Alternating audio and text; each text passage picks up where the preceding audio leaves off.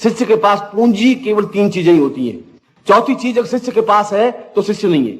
शिष्य के पास चौथी चीज होनी ही नहीं चाहिए। उसके पास केवल समर्पण होता है, उसके पास सेवा होती है और उसके पास श्रद्धा होती है।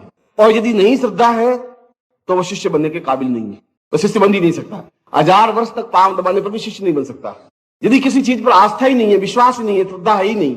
इसलिए मैं उस दिन प्रवचन में कह रहा था कि गुरु करे वैसा तुम्हें करने की जरूरत नहीं है, गुरु कहे वैसा करने की जरूरत है। गुरु वैसा क्यों कर रहा है तुम उसको अभी समझ नहीं पाओगे, जब समझने की क्षमता आएगी तब हो पाएगा। क्योंकि उसके सामने सैकड़ों कल्प और विकल्प होते हैं, उसको सैकड़ों प्रकार के साधकों से, योगियों से, सन्यासियों से, तांत्रिकों से सामना करना पड़ता है, प्रत्यक्ष रूप में भी अप्रत्यक्ष रूप में भी।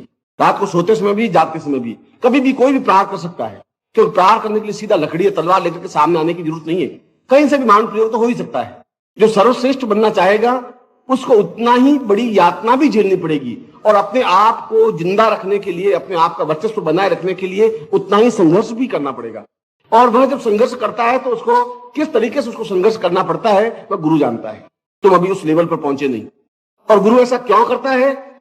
इसलिए कि वह कायर बुद्धिल नहीं है, उस चुनौती का सामना करने में समर्थ है। यदि वो एक प्रहार करता है तो उसके ऊपर 4 प्रहार करने की क्षमता रखता है। मगर वो स्टेज तुम्हारी तब आती है जब तुम उस लेवल तक पहुंचते हो या गुरु तुम्हें पहुंचाता है। आज तुम उनके क्रियाकलापों को नहीं समझ पाओगे, उनके चिंतन को नहीं समझ पाओगे, क्योंकि अभी तुम में और उसमें उतना ही अंतर है जितना एक छोटे से पौधे में और पेड़ में होता है। पेड़ तूफान और आंधी को भी झेल करके खड़ा हो सकता है, गिरता नहीं है।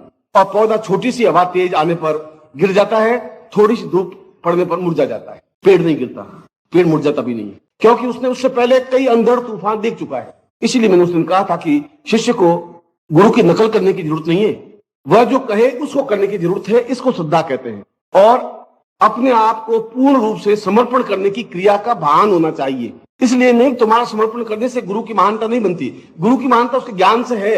आज तुम हो, कल को दूसरा आ जाएगा, तुमसे पहले को दूसरे शिष्य थे, कल और को दूसरे शिष्य आ जाएंगे, गुरु तो वही रहेगा अगर उसमें गुरुता है तो। और यदि वो नकली है, अगर ढोंगी है, अगर वो पाखंडी है, तो 4 कदम से 5वें कदम पे लड़खड़ा जाएगा। फिर वो पूरे भारतवर्ष में कहीं पर भी सीना तान के बोल नहीं सकेगा, क्योंकि बोलने के लिए उसको बड़ा हिम्मत और हौसला चाहिए कि न मालूम किस समय कौन चुनौती दे दे। वेद की चुनौती दे सकता है, शास्त्र की चुनौती दे सकता है, व्याकरण की चुनौती दे सकता है, कहीं पर भी कोई चुनौती मिल सकती है। और उस समय अगर वो नीचे हो जाता है, अगर वो जवाब नहीं दे पाता, तो मैं सोचता हूं उससे बड़ा अपमान गुरु का कुछ नहीं हो सकता शिष्यों के सामने। इसलिए उसमें समर्थता होनी आवश्यक होती है।